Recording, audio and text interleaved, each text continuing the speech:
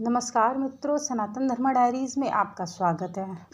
आज मैं आप लोगों के लिए भगवान शिव के द्वारा बताई गई एक ऐसी महत्वपूर्ण कहानी लेकर के आई हूँ जो अपने आप में बहुत ही महत्वपूर्ण है। उससे मोटिवेशन भी मिलेगा, आपको उससे सीख भी मिलेगी। और यदि आप अपने जीवन में बहुत निराश है, बहुत परेशान है, तो आप भगवान शिव की यह कहानी सुनेंगे तो आपके जीवन में ज़रूर कुछ ना कुछ अच्छा होगा। और आप इस कहानी से कुछ ना कुछ सीख पाएंगे कि जो जो चीज़ है जिसमें है उसमें हमें खुश रहना सीखना चाहिए। तो चलिए बताना शुरू करते हैं। इसके पहले यदि आप मेरे चैनल पर नए जुड़े हैं तो चैनल को सब्सक्राइब करना मत भूलिएगा। नीचे बेल आइकन है, उसको ज़रूर से ज़रूर क्लिक करिएगा। और एक महत्वपूर्ण सूचना, यदि आप क्रेडिट कार्ड के लिए अप्लाई करना चाहते हैं तो आप इजीली जा कर के अप्लाई कर सकते हैं। इसका लिंक मैंने अपने डिस्क्रिप्शन बॉक्स में डाल रखा है, आप इजीली जाके वहाँ से अप्लाई कर सकते हो। चलिए शुरू करते हैं। आपको बताना भगवान शिव और माँ पार्वती के द्वारा बताई गई यह एक कहानी। एक बार भगवान शिव और माँ पार्वती कैलाश पर्वत पे बैठे हुए थे। दोनों लोग आपस में बात कर रहे थे। एक मनुष्य बहुत दुखी होता है, वह व्यक्ति बहुत परेशान होता है अपने जीवन से, अपने आप को बहुत कोस रहा होता है, अपने भाग्य को बहुत कोस रहा होता है कि मेरा जीवन कैसा है, मेरा जीवन कैसा है, मेरी किस्मत कैसी है, जो मेरी किस्मत में इतना गंदा जीवन हमको मिला है। इस जीवन से तो अच्छा है कि मृत्यु ही हो जाती मेरी। इस तरह की बातें वह व्यक्ति अपने बारे में बोल रहा होता है। उसी समय पे एक कौवा वहाँ पर आता है और वह कौवा, चिड़िया, पक्षी खूब सारे वहाँ पे उड़ रहे होते हैं। वही सोच के उनको देख कर के कहता है, यदि अगर मैं पक्षी होता तो मैं आकाश में आराम से उड़ जाता। तो देखते ही देखते एक चील आती है। चील जब वहाँ पर आके अपना भोजन कर रही होती, कहीं से पक्षी को मार करके लाई होती है, उसका भोजन कर रही होती है। उस चील को देख करके वह व्यक्ति कहता है कि यदि मैं अगर पक्षी होता तो मैं भी जा कर के उड़ के आराम से ले आता। इतना ही बैठे सोच रहा होता है तो भगवान शिव माँ पार्वती से कहते कि देखो ये व्यक्ति अपने जीवन को कैसे कोस रहा है, और देखो ये व्यक्ति अपने जीवन को कैसे कोस रहा है, इसको किसी चीज़ में संतुष्टि नहीं मिलेगी।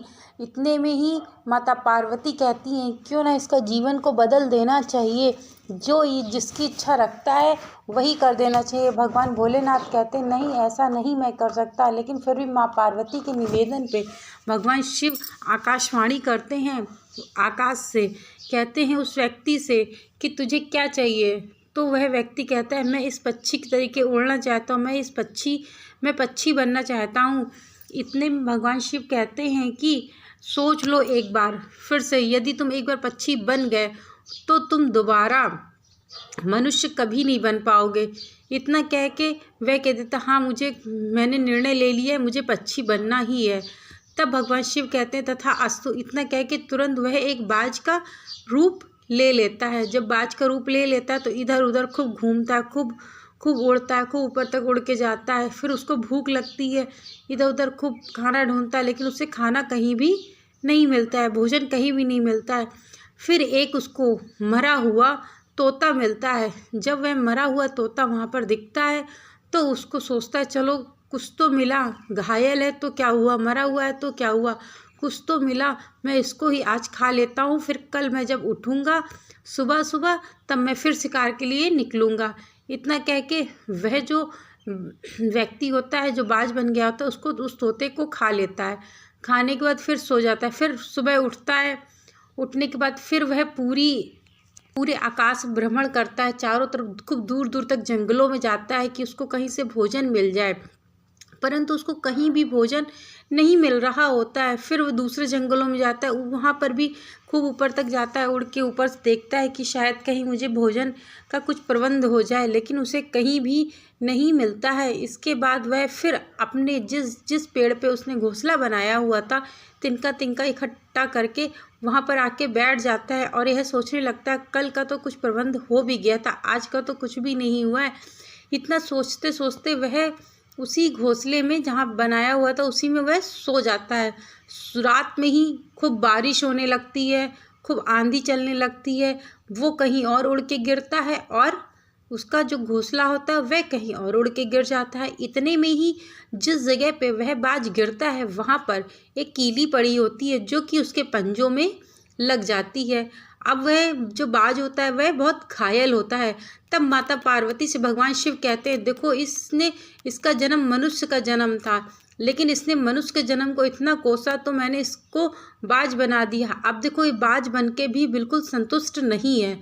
इतना कह करके माता पार्वती कुछ नहीं कहती है। वहाँ पे फिर वो जो बाज होता है उसके पैरों पे लग गई होते हैं, उसके पंजों पे लग गया होता है। आप लोगों को बता दें कि जो बाज होता है वह अपने पंजों से ही शिकार करता है।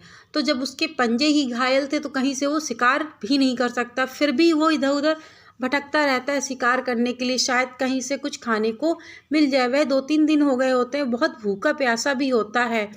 इतना करते ही उसे कुछ 7-8 कौवे देख लेते हैं कि यह बाज जो है वह घायल है। ये देखते ही देखते वह 7-8-9-10 कौवे उसके ऊपर प्रहार करना प्रारंभ कर देते हैं, उसको अपनी चोंच से मारना चालू कर देते हैं। फिर वह बचते बचते इधर भागता है, कभी उधर भागता है। चोट लगने के कारण वह बाज उड़ भी नहीं पा रहा होता है। इतने में वह जाके एक बिल्डिंग में बहुत ऊपर बैठ जाता है। फिर वहाँ पे फिर कौवे आ जाते हैं, उसको ढूंढते ढूंढते फिर कौवे आ जाते हैं। फिर इतना देखते ही वह खूब ऊपर खूब ऊंचाइयों तक पहुँच जाता है। बहुत ऊंचाइयों तक कौवे नहीं उड़ सकते हैं, एक लिमिट होती कौवों की। लेकिन बाज क्या है, बाज ऐसा कहा जाता है कि बादलों को चीर के भी बाज उड़ सकता है। इस कारण से जो बाज होता है वह बहुत ऊपर तक उड़ जाता है, परंतु वह बहुत भूखा होता है। इस कारण से भूखा भी होता है, फिर वो घायल भी होता है। इस कारण से वह ज़्यादा ऊपर तक नहीं जा पाता है और फिर नीचे थोड़ी देर के बाद फिर नीचे बैठ जाता है। फिर वहाँ बैठा रहता है, एक टावर पे बैठा रहता है। बैठ के सोच रहा होता है कि अगर मैं मनुष्य होता तो कम से कम किसी को यह तो बता पाता कि ये मेरे चोट लगी हुई है, यहाँ पे डॉक्टर को तो दिखा पाता। लेकिन आज मैं बेजुबान पक्षी हूँ जो कि मैं कुछ भी नहीं बोल सकता हूँ, ना ही कुछ कर सकता हूँ। इतना सोचते ही फिर आके कौवे अटैक करने लगते हैं उस पर अटैक करते करते वह जो बाज होता है वह बहुत ज़्यादा घायल हो जाता है, वह मरने की कगार में आ जाता है। परंतु फिर वह कोशिश करता है उड़ने की, फिर गिरता है, फिर कोशिश करता है, फिर गिरता है। इतना करते करते बहुत भूखा भी होता है। इस कारण से वह मनुष्य जो होता है, वह जो बाज होता है उसकी ऑन द स्पॉट मृत्यु हो जाती है, तुरंत उसकी मृत्यु हो जाती है। उसका जो मांस होता है कौवे जो होते हैं नोच नोच के खाना शुरू कर देते हैं। जब उसकी मृत्यु हो जाती तब भगवान शिव कहते हैं माता पार्वती से कि कोई भी व्यक्ति को अपने भाग्य को कोसना नहीं चाहिए, क्योंकि यदि कोई व्यक्ति अपने भाग्य को कोसता है तो वह अपने जीवन की उन्नति को अपने ही कर्मों से वह रोक रहा है। जैसा भी जन्म मिला है तुमको उसमें में रह के अपनी प्रगति की कोशिश करनी चाहिए, यानी कि अपने कैसे उसी में ऐसे प्रयास करना चाहिए कि हम अपनी ज़िंदगी को कैसे और अच्छा कर सकते हैं। परंतु अपने भाग्य को कोसने से कुछ नहीं होता। जो भी व्यक्ति अपने भाग्य को कोसते कि मेरे भाग्य में ये क्यों लिखा है, मेरा भाग्य कैसा है, मेरे भाग्य में ये चीज़ क्यों नहीं है, मेरे भाग्य में पैसा क्यों नहीं है, मेरे भाग्य में धन दौलत क्यों नहीं है, मेरा पति काला क्यों है, इतनी परेशानियां मेरे ऊपर ही क्यों आती हैं, मेरा भाग्य ही खराब है। इस तरह के वचनों को कभी भी व्यक्ति को अपने मुख से नहीं निकालना चाहिए। तब माता पार्वती कहती हैं कि जो भी व्यक्ति इन वचनों को अपने मुख से निकालता है तो उसका भाग्य भी वैसे ही बनता चला जाता है। इस कारण से मनुष्य को जितना भगवान ने दिया है उससे 2 कदम आगे ही दिया है। जैसे तुमने कर्म किए हैं उसी हिसाब से तुमको फल मिला है। कभी भी जीवन में अपने भाग्य को कोसना नहीं चाहिए, क्योंकि जो भी व्यक्ति अपने भाग्य को जैसा कोसता है वैसा ही फिर वह बनता चला जाता है। यदि उसी सिचुएशन में रह के, उसी परिस्थिति में रह के कोई व्यक्ति लगातार अपना प्रयास करता रहता है अपनी स्थिति को सुधारने की, तो वो व्यक्ति अपनी स्थिति को स्वयं ही सुधार लेता है। इसमें भाग्य का कोई दोष ही नहीं होता है। भाग्य में तो बहुत कुछ होता है, परंतु जब कोई व्यक्ति अपना कर्म ही नहीं करना चाहेगा तो भाग्य क्या साथ देगा। कहा जाता है कि कुछ परसेंट भाग होता है, यानी कि कहा जाता है कि 20% भाग है तो 80% मेहनत होती है आपकी। यदि आप भाग्य के भरोसे बैठे रहेंगे तो आप जीवन में कुछ भी नहीं निर्धारित कर पाएंगे। यदि आप कर्मों के द्वारा अपने लक्ष्य को प्राप्त करना चाहेंगे तो आप इजीली अपने लक्ष्य को प्राप्त कर सकते हैं। मित्रों, ये वीडियो बनाने का मेरा एक ही मकसद था कि ये जो भी व्यक्ति अपने भाग्य को कोसता है उस व्यक्ति को इस बात से संचय होना चाहिए कि कभी भी अपने भाग्य को कोसना नहीं चाहिए। यदि कोई व्यक्ति अपने भाग्य को, जो भी मेरे सब्सक्राइबर हैं, जो भी इस वीडियो को देख रहा है, आप लोगों से निवेदन है कभी भी अपने भाग्य को मत कोसो। जो जितना दिया है वो बहुत अच्छा दिया है। हो सकता है जितना तुम्हारी किस्मत में उतना औरों की किस्मत में बिल्कुल वो भी ना हो। कम से कम तुम्हें 2 वक्त की रोटियां तो मिल रही। कुछ लोग ऐसे भी हैं आज वर्तमान समय में जिनको 2 वक्त की रोटियों के लिए भी परेशान होना पड़ता है।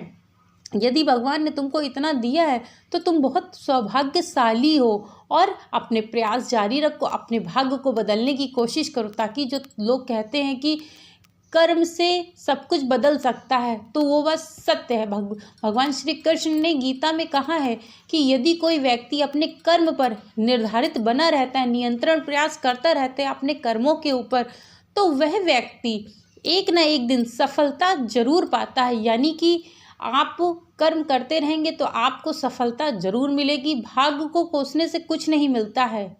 भाग्य को केवल आप कोसते रहेंगे, आपके जीवन में नकारात्मकता बनी रहेगी। इस कारण से आप भाग्य को कभी ना कोसते। जितना है भगवान ने दिया, जितना है आपके पास, उसी में सुकून रहिए और प्रयास करते रहिए कि मैं कैसे इस जीवन को और अच्छा बना सकूं। आप कर्म करते रहिए। यदि आप कर्म करते रहेंगे तो अपने आप ही चीज़ें सुधरना प्रारंभ हो जाएंगी। मित्रों, मेरे द्वारा बताई गई यह जानकारी, यह कहानी छोटी सी आप लोगों को अच्छी लगी हो तो चैनल को लाइक, शेयर, सब्सक्राइब करना मत भूलिएगा। और यदि आप क्रेडिट कार्ड के लिए अप्लाई करना चाहते हो तो ईजिली जाकर के अप्लाई कर सकते हैं। Thank you so much video को वॉच करने के लिए।